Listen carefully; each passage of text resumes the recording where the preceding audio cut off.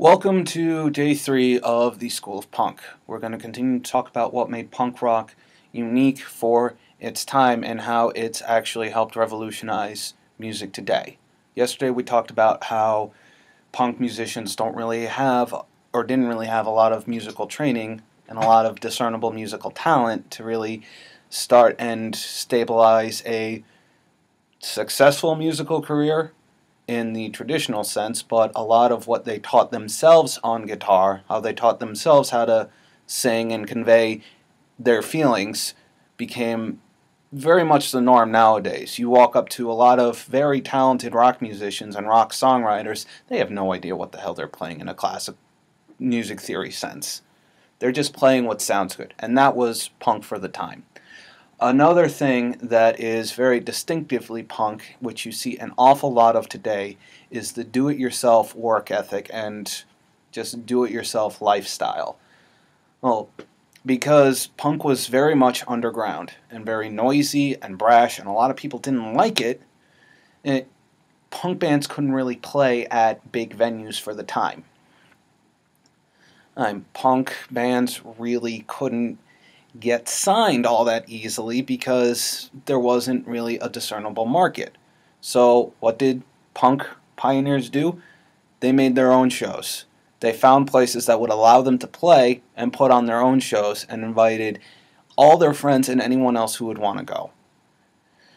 They would hit up bars that needed entertainment for the weekend, and if they got lucky, they would be brought back again and again. Look at CBGB's. That became a punk breeding ground, because that was where a lot of these punk bands could only play, and they got a lot of their friends on the bill too as a result, and they would go out and see each other play.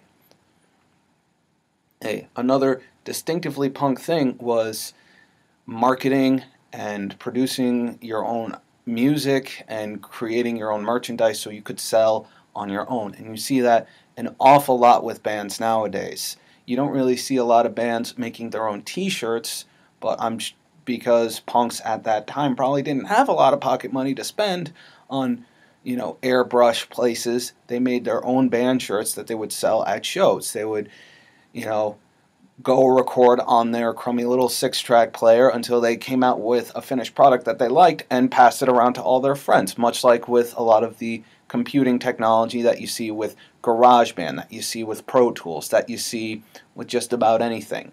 Hell, these videos, I don't hire anyone for them. In terms of making and designing the content, that's all me. Right now, this video that you're watching is from Photo Booth on my Mac. This video, straight through Photo Booth. Everything that you've heard so far is picked up straight from the microphone on my computer.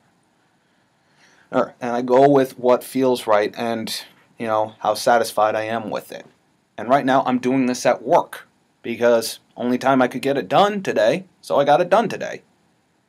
That is punk. Do it yourself. Tomorrow, we will talk more about this, and hopefully soon we can actually get into the heart of the matter of punk.